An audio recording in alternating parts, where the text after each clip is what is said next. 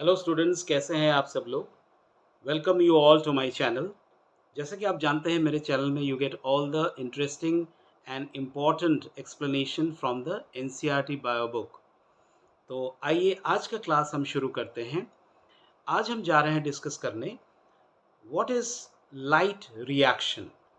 आप जानते हैं फोटोसिंथेसिस में लाइट रिएक्शन और डार्क रिएक्शन बहुत ही इंपॉर्टेंट फेजेस हैं। तो आज के क्लास में हम डिस्कस कर रहे हैं व्हाट इज़ लाइट रिएक्शन और ये लाइट रिएक्शन का मैकेनिज्म क्या है और कौन कौन से ऐसे कंपोनेंट्स हैं जो इसी लाइट रिएक्शन को करते हैं। तो सबसे पहले हम डिस्कस कर रहे हैं जो कंपोनेंट्स ऑफ लाइट रिएक्शन या events of light reaction. Light reaction को हम light phase, photochemical phase, photophosphorylation phase, इतने सारे नामों से जानते हैं। तो लाइट रिएक्शन में क्या होता है, अगर आप ध्यान से देखें, लाइट रिएक्शन में कौन कौन से इवेंट्स होते हैं ये आपको पता होना चाहिए। तो आइए अब डिस्कस करते हैं। सबसे पहला है फोटोकेमिकल फेज। लाइट रिएक्शन को हम क्या कहते हैं? Photochemical phase. क्यों कहते हैं? क्योंकि इसमें लाइट इन्वॉल्व है। लाइट इन्वॉल्व है और लाइट किस तरीके से इन्वॉल्व है यही हम आगे देखेंगे। लेकिन सबसे पहले हम जानते हैं कि इस फोटोकेमिकल फेज में या लाइट फेज में, लाइट रिएक्शन में क्या क्या चीज़ें होती हैं। सबसे पहला, जैसे अभी आपको मैंने बताया, it includes light absorption. Light absorb करता है। दूसरा इवेंट क्या है? Water splitting system. और तीसरा क्या है? Oxygen release. ऑक्सीजन रिलीज, अगर आप ध्यान से देखें इसको, अगर आप ध्यान से देखें, मैं ज़रा जूम कर लेता हूँ इसको। अब देखिए फोटोकेमिकल फेज में क्या क्या चीज़ें थी।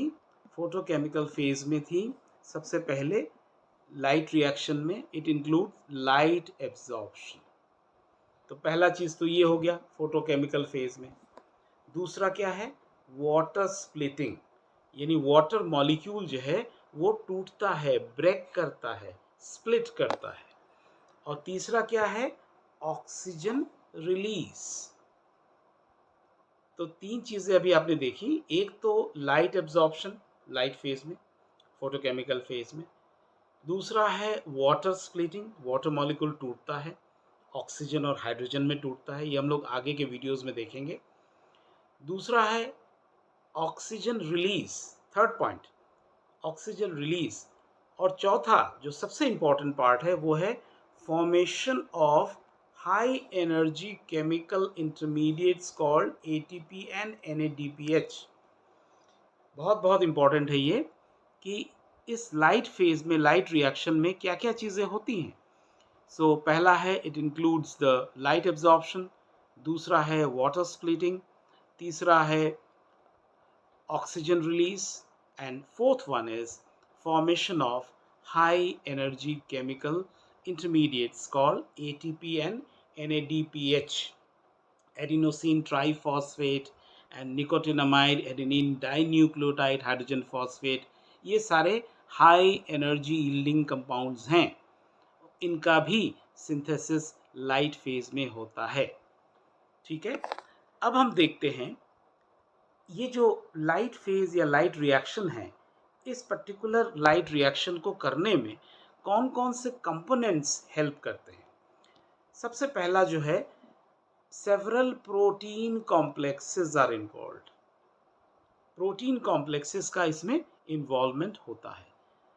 पिगमेंट्स, क्योंकि जो लाइट है, अभी आप डायग्राम में देखेंगे, लाइट जो है वो कौन एब्जॉर्ब करता है?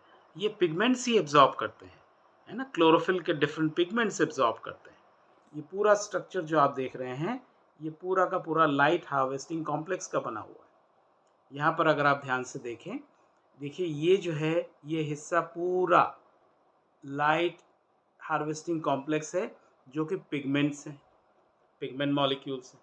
इसी पिगमेंट्स पर फोटोन, यानी जो सनलाइट है, सनलाइट, ये जो है फोटोन के रूप में इन्हीं केमिकल्स, इन्हीं पिगमेंट मॉलिक्यूल्स पर गिरते हैं, पड़ते हैं।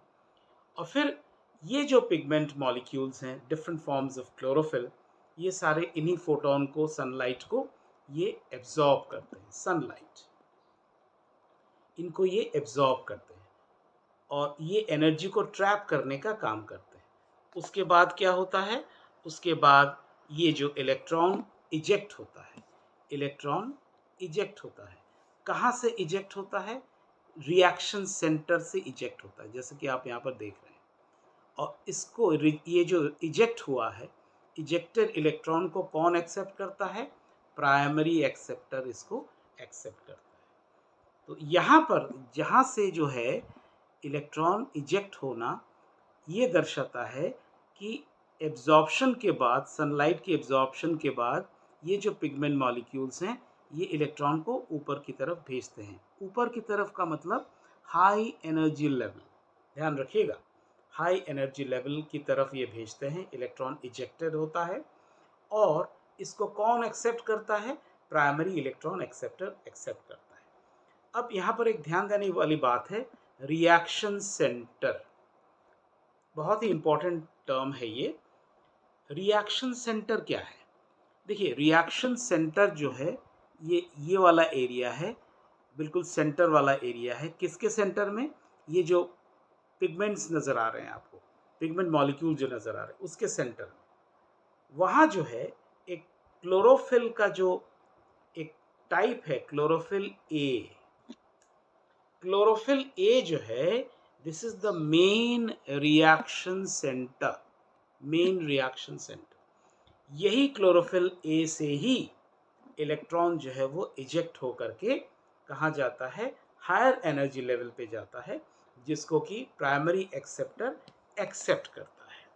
ठीक है, अब आइए हम डिस्कस करते हैं तो पिगमेंट्स की। अब हम लोगों ने अभी बात करी pigment, different types of pigments, pigment molecules, इनका क्या रोल है, ये कितने टाइप्स के होते हैं। द पिगमेंट्स आर ऑर्गेनाइज्ड, कैसे ऑर्गेनाइज्ड रहते हैं, into discrete photochemical light harvesting complexes, इसीलिए इनको हम कहते हैं LHC।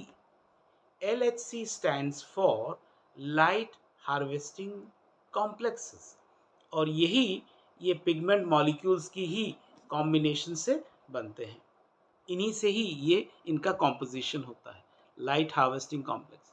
और ये दो प्रकार के होते हैं, एक होता है फोटो सिस्टम 1 या PS1, और दूसरा क्या है, फोटो सिस्टम 2 या PS2। डिस्क्रीट यानी अलग अलग, सेपरेट सेपरेट। और इनका जो नाम 1 और 2 पड़ा है, ये फंक्शन के लिए नहीं, ये इनकी जैसे जैसे डिस्कवरी हुई थी, फोटो सिस्टम 1 की डिस्कवरी पहले हुई थी, तो इसीलिए फोटो सिस्टम 1 पहले नाम लिया जाता है 1, followed by the discovery of photo system 2। लेकिन इसका ये मतलब नहीं है कि फोटो सिस्टम 1 से ही फोटो सिस्टम की फोटोसिंथेसिस प्रोसेस की शुरुआत होती है।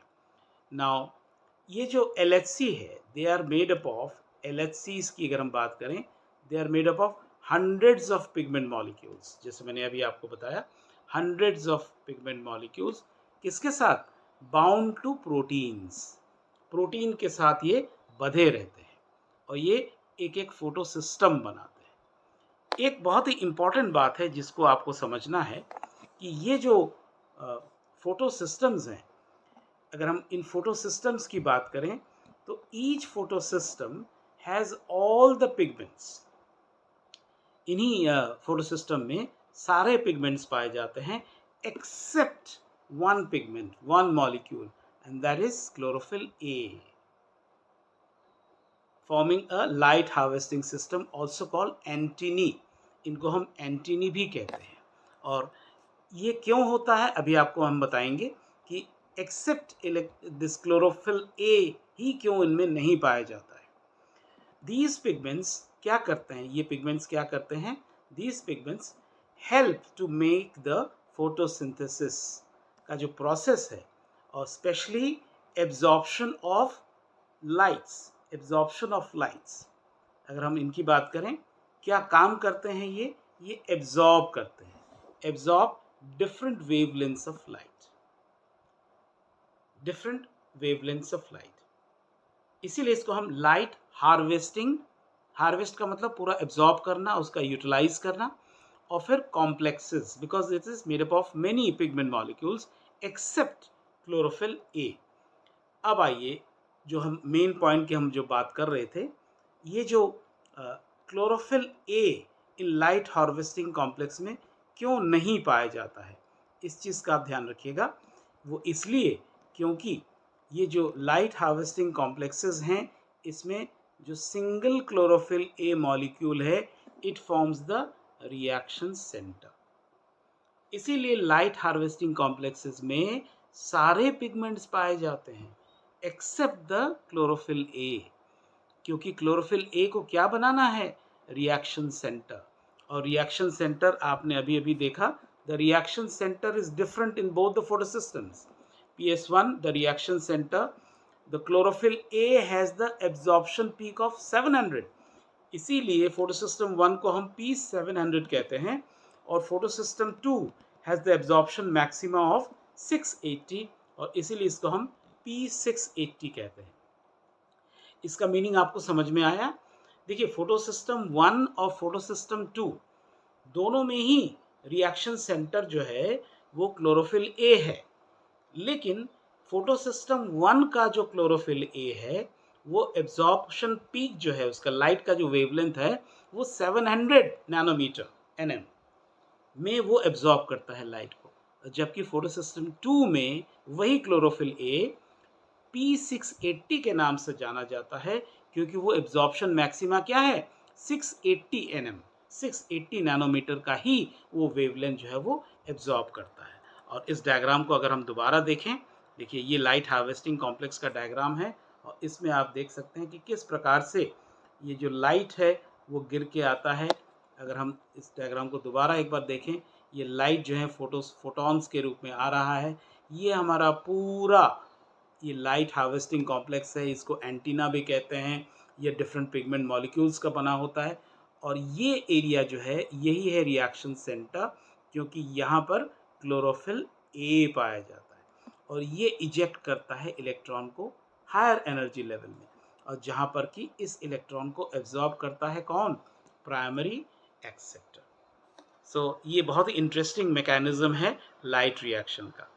तो आज के क्लास में हमने लाइट रिएक्शन को काफ़ी डिटेल में पढ़ा। ऐसे ही डिटेल्ड एक्सप्लेनेशन के लिए मेरे चैनल को आप ज़रूर सब्सक्राइब कीजिए, आप बहुत ज़्यादा फ़ायदे में रहेंगे। नीट का सिलेक्शन आपका इंतज़ार कर रहा है, तो मेरे चैनल को आप ज़रूर सब्सक्राइब कीजिए, लाइक कीजिए, शेयर कीजिए, और कमेंट करके मुझे ज़रूर बताइए कि आपको और कौन कौन से टॉपिक्स में क्लास करनी है। That's all for today. Thank you very much.